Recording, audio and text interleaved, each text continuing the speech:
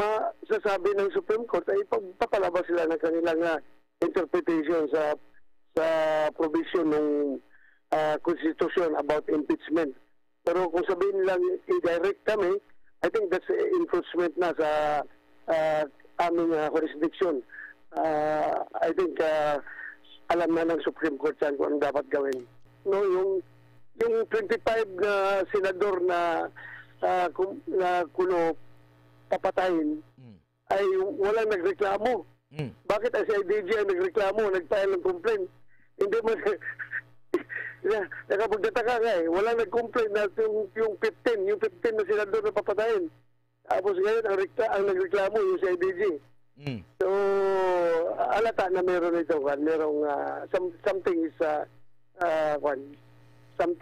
pushing them to file a case. Igay ng batas, hindi siya binibigyan ng karapatan na mag-operate ng gobyerno ni Marcos, at ito ay nagpapakita na tamang-tama ang obserbasyon na ginawa ng Vice President ng Estados Unidos doon sa pagtitipon sa Europe upang matauhan at magkaroon po ng magising sa isang napakalubhang pagkalasing sa kapangyarihan itong gobyerno sa kasalukuyan na akala nila ang panunupil na ginagawa nila ay hindi tututulan ng mamamayan, at ngayon ay lumulubha na ang ganitong kalagayan na even ang mga leader sa ibang bansa ay napapansin ito. This is a very welcome development. Kapuko po sa pansin ng ating pong mga mamamayan. Ito naging speech po ni US Vice President J.D. Vance sa harap po ng mga lider sa Europa. At binalata niya at kinundinan niya yung issue doon ka Eric ng crackdown sa free speech. At sinabi niya,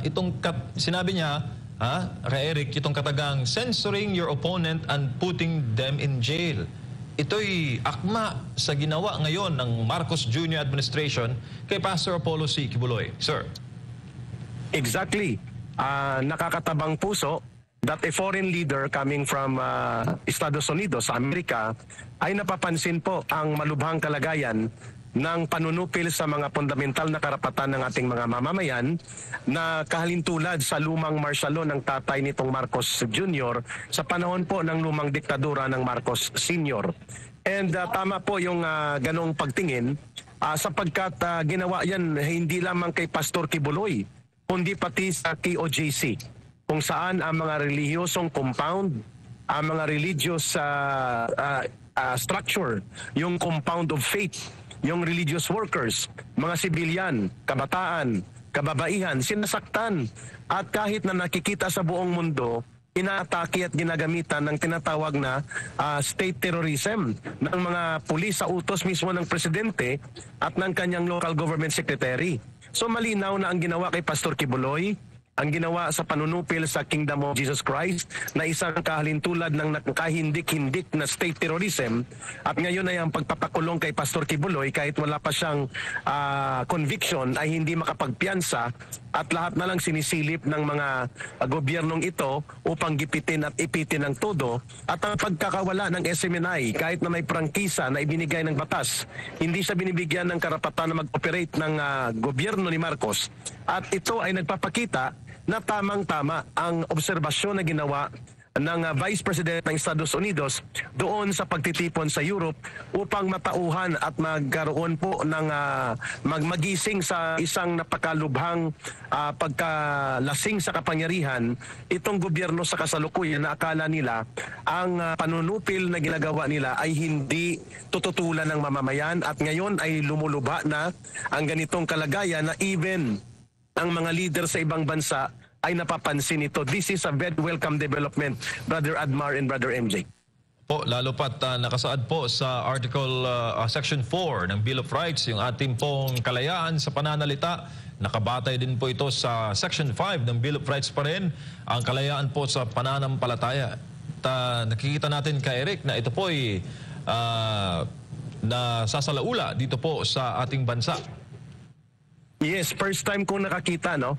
In my being a very avid student of history, wala pa akong nakikita na ganito kalantaran, kaabusado, at walang pakundangan o anumang nikatiting na pagrespeto sa mga reliyosong compound, sa mga reliyosong organisasyon at ginagamit ang poder ng pulis para gumawa ng state terrorism. The first time ko po yan nakita at nasaksihan sa aking karanasan sa mga kilusang masa, sa pakikipaghalubilo ko sa mga tinatawag na mass movement, kahit na nasa kaliwa po ako nanggaling sa CPP, NPA, NDF, sa mga nakaraang administrasyon at gobyerno, first time ko nakakita na sa loob ng 16 days, ginamit ang full force of state terror using the PNP upang labagin, saktan, and to the point na may mga namatay pa dyan sa compound ng Kingdom of Jesus Christ at walang nikatiting na paghingi ng kapatawaran. Sinira ang compound, ang katedral, winasak ang school compound. Ito pa malala, school compound sa gitna mismo ng isang religious compound at pinatigil ang pag-aaral ng kabataan. Grabe po ito. This is a very horrendous and extremely horrible use of state terrorism na pinagtiisan ng Kingdom of Jesus Christ na mag-agonize, no? At tiisin. So bakit hindi tayo tumigil na ito'y mailantad? At ngayon ay nakita natin ito, Brother MJ, Brother Admar, na ito rin pong ginawa sa Estados Unidos ng panahon ni Joe Biden na kaalyado ni Marcos Jr., ang mahigit 300 simbahan. Hinabol, iipit ang pondo, ginawa ng kaso at pinagbibigyan ng mga kung ano-anong mga pagwasak sa mga pastor at leader ng mga naturang simbahan that even Donald Trump right now is trying to investigate how the Department of Justice or the Attorney General and the FBI of the Joe Biden administration ay nagkaroon ng ganitong conspiracy upang wasakin po ang religious freedom at gamitin po ang state power para mag-abuso sa mga individual na karapatan ng mga mamamayan doon sa Estados Unidos. And thankfully, yan din pong ginawa sa KOJC at kay Pastor Kibuloy sa Amerika at pati sa Pilipinas ay inadapt yan ni Marcos Jr. At ngayon, ang weapon of de facto martial law ay ang Kongreso at sila ay nakatakdang magpapalabas ng mga warrant of arrest for illegal detention ng ilang mga social media personalities, including po ang mga political commentators coming from SMNI. At ang kagaya po ni Ka Eric right now, habang ini-interview nyo ako, ay pupunta po ako sa international na pagtitipon ng iba't ibang Filipino community groups na ang topic ay tungkol po sa lumalalang mga paglabag sa karapatan ng mamamayan at ang hindi na po maayos na mga pagpapatakbo ng gobyerno na parang diktadura na ang ating bansa. And that is the reason na nandito ako ngayon sa isang travel area palabas ng ating bansa. Okay, Eric, nakikita mo ba na antichrist na itong andito sa Pilipinas ngayon dahil may nakikita kang napapansin ka na oppression, suppression sa mga simbahan? Number 1, ang KOJC, at meron ding oppression, suppression sa freedom of speech kay Pastor Apollo C. Kibuloy, at sa itong latest ngayon na development, yung pagpapatawag sa mga political commentators at mga online influencers at mga political vlogger. Yes, only a government that has no God or only a government that is run by evil is capable of doing massive and systematic abuse of power and suppressing the basic and fundamental rights of the people. Ang isang gobyerno lamang na walang Diyos na pinaniniwalaan o gobyernong pinamumunuan ng isang may attitude na parang nasa demonyo ang pag-iisip, ang makakakaya na gawin ang lantarang pag-abuso sa kapangyarihan, pagwawaldas sa pondo, at lalo na po ang pagpapatay ng demokrasya na wala ka ng boses kapag naging kritiko ka sa gobyerno at tumutol ka sa korupsyon, tumutol ka sa mga nangungurakot sa gobyerno at sa mga umaabuso sa poder, gigipitin ka, kakasuhan ka, iipitin ka, at wala silang sinasanto kahit ang mga relihiyosong organisasyon ay binabastos sa sinasalaula nila. You are correct in that observation, Brother MJ, Brother Admar. Only a godless leadership in a government can afford to do such kind of evil things against its own people. Kay Eric, magandang umaga, si Admar po ito. Kapareho ba itong mga pangyayari ngayon sa panahon ng martial law ng Marcos Sr. o mas malala pa, lalo na sa usapin ng pagsikil sa karapatan sa pamamayan? Mas malala ito, Brother Admar, sapagkat duwag na uri ng martial law type ito. Sa Marcos system, sa tatay niya, at least may paninindigang kahit garapal at balasubas, pinanindigan niya ang martial law. Because ginamit niya yon, no? Although yun ay naging excessive at naging abusado din ang maraming bahagi noon. Pero at least sinabi niya na magma-martial law siya. Ito kay Marcos Jr. mas malala in terms of manipulation. Mas malala in terms of covering up and pretending to be democratic, pretending to be within the bounds of the law. Pero lantaran at malawakan ang lawless style of leadership. That is the reason na mas malala siya. Sapagkat hindi ka makakatakbo sa korte sapagkat may korte. Pero ang gumagapang para ikaw ay ikulong, i-detain at tanggalan ka ng karapatan sa pagpapahayag at maging malaya like kay Colonel Grialdo, kay Pastor Kibuloy.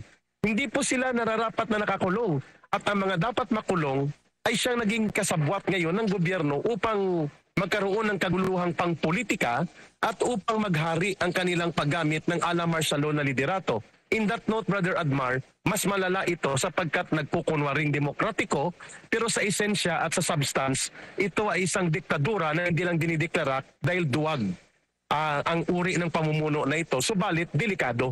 Yan ang tamang pag-describe siguro, Brother Admar.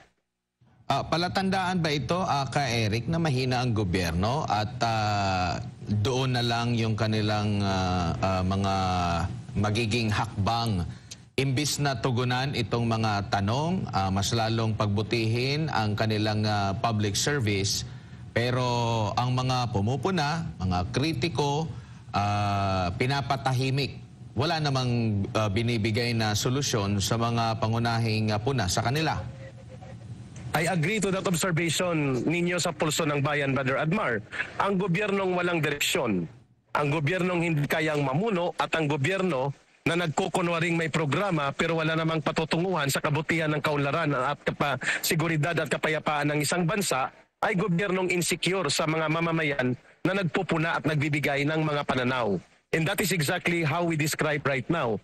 The government of Marcos is not just morally bankrupt dahil ang korupsyon ay systematic at massive. Ang gobyernong ito ay also ng gobyerno ng isang, sabi ni Pangulong Duterte, fractured leadership. That was 5 or 4 months ago. Ang gobyerno ngayon is a collapsing government that has no direction but to go downwards. Dahil ang kanyang mamamayan ang mismong kinakalaban niya. Ang gobyernong matatag, may malinaw na direksyon at nasa puso at direksyon nito ang paglilingkod sa interes ng mamamayan ay gobyernong bukas na pakinggan ang mga hinanakit at tinanaing ng kanyang mamamayan. Pero ang gobyernong nanunupil at nilulupig ang kanyang mamamayan at kaaway ang tingin niya sa kanyang mamamayan na humihingi ng mga solusyon sa problemang kinakaharap ay gobyernong hindi lamang mahina kundi gobyernong patungo sa pagbagsak ang kanyang direksyon. No wonder why, kay Eric, talagang takot sila kay Pastor. Lalo pat sumabak na rin si Pastor sa political sphere. Because Pastor Kibuloy can speak the mind, no? Can speak the mind of the people. Kayang ilahad ni Pastor ang katotohanan at hindi po nag-alangan si Pastor na itaya ang kanyang buhay, itaya ang kanyang karangalan, ang kanyang pangalan at pati ang buong organisasyon ng Kingdom of Jesus Christ at ng SMNI para lamang panindigan ang malayang pagpapahayag, ang pagmumulat sa taong bayan at ang pagtindig sa tamang pamamahala na dapat ang interes ng mamamayan ang siyang pinoprotektahan at isinusulong ng gobyernong tama. And Pastor stood for that. Iyon ang dahilan kung bakit siya ngayon ikinikulong, ginigipit at patuloy na winawasak kahit siya'y nakakulong na at hindi na nakakalabas para makahalubilo ang taong bayan. Ganon pa rin po ang trato sa kanya because Pastor Kibuloy speaks his mind in behalf of the Filipino people and he is giving the platform for the people na mapakinggan ang kanilang boses like ang SMNI kahit anong ginigipit na pinagdaanan, pundo, operation, kaso at pananakot. SMNI stood the ground for the people dahil yan ang prinsipyo na pinundar at ipinanday ni Pastor hindi lamang sa SMNI kundi sa kanyang ministry at yan ay tinanggap ng taong bayan and people understand now why Pastor Kibuloy has been a very favorite target of Marcos sapagkat bago nila lundagan ang mga Duterte si Pastor ang inuna nila because Pastor Kibuloy provided the information platform for educating and bringing awareness to the people through SMNI and his advocacies. Sir, ano pong magagawa ng ordinaryong mga Pilipino, mga payak na kababayan natin para po hindi po magpatuloy itong mga ginagawa ngayon at nangyayari sa Marcos Jr. administration, lalo pat malapit na pong eleksyon? Dapat po mag-organisa ang mga tao in their own way, mulat sila sa ating mga talakayan, sa mga commentaries na namumulat sa kanila sa kalagayan ng bayan, then mula sa pagbubuo ng organisasyon, kumilos sila sa mapayapang pamamaraan sapagkat hindi pwede na tahimik, hindi pwede na hindi tayo kumilos sa mapayapang pamamaraan. Ang ating layunin ay transformasyon at reforma, hindi revolusyon. Pero hindi rin pwedeng tumahimik tayo at lulukin natin at tingnan na lang natin na nagaganap ang ganitong kalapastanganan. The election will be a very good venue to ventilate the people's grievances and to create a social movement na dapat ang mananalo sa eleksyon hindi yung sumusuporta sa mga ala diktadura na mga hakbang ng kasalukuyang administrasyon, kung hindi yung titindig para pangalagaan at isulong ang interes ng mamamayan at magkaroon ng politika ng pagbabago. At yan ang dahilan kung bakit ako, personally, I will campaign solidly for Pastor Quiboloy. Because si Pastor Quiboloy at ang grupo na kanyang sinamahan ngayon sa eleksyon na ito ay ang grupo na nagre-represent ng tinatawag nating strong leadership founded on principles sa paglilingkod sa taong bayan. And I think that is the kind of leadership na pinakita ni Pangulong Rodrigo Duterte. And doon po naka-align ang political agenda ni Pastor Quiboloy na dalhin po sa matuwid ng pamumuno ang ating bayan by joining the political contest in 2025. So the people can convert the election into a mobilization of rejection against the ongoing collapse and moral bankruptcy and corrupt leadership of the current administration by rejecting their candidates. Especially na parang kinukondisyon na ni Ginoong Marcos ang public magiging 12-0 ang resulta ng eleksyon sa senatorial candidates at mukhang ito na ang kanyang gustong gawin. Ang mind conditioning kung hindi tayo tututol. That is the reason that we have to speak up, organize, mobilize, and show our resistance by coming out in the elections to bring into the Senate ang mga kagaya ni Pastor Quiboloy at mga prinsipyadong kandidato na kasama niya.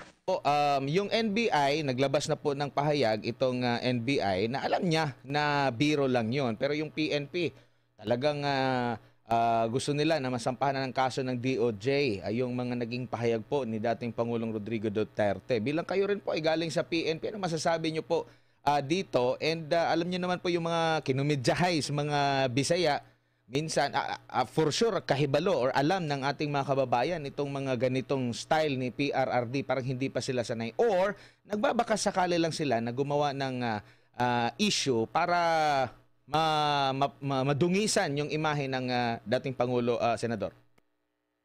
Wala naman tayo nakita ibang dahilan, no? Dahil lahat ng tao alam na biro lang yun at wala naman talagang kumbaga totally non-issue yun na statement eh. Pero sila hatagan din nila o kaning hatagan nila o kanang dautan yun nga meaning para makapagpatang ko na silang kaso. Ako kinalibugan lang naglibog lang yung baro. Ako gano'n Bisaya ba ta? Tagalog lang to. Tsaka baka iba yung ibig sabihin ng malibog ta sa ano. Malibog ka sa Tagalog. Sorry. Sige, go ahead po, Senador. Ang nakapagtataka lang dyan, Admar, no, yung 25 na senador na kuno papatayin ay walang nagreklamo. Bakit ang CIDG ang nagreklamo, nag-file ng complaint? Hindi man nakapagtataka nga eh. Walang nag-complaint na yung 15 na senador na papatayin. Tapos ngayon ang nagreklamo yung CIDG. So alata na meron ito merong something is pushing them to file a case.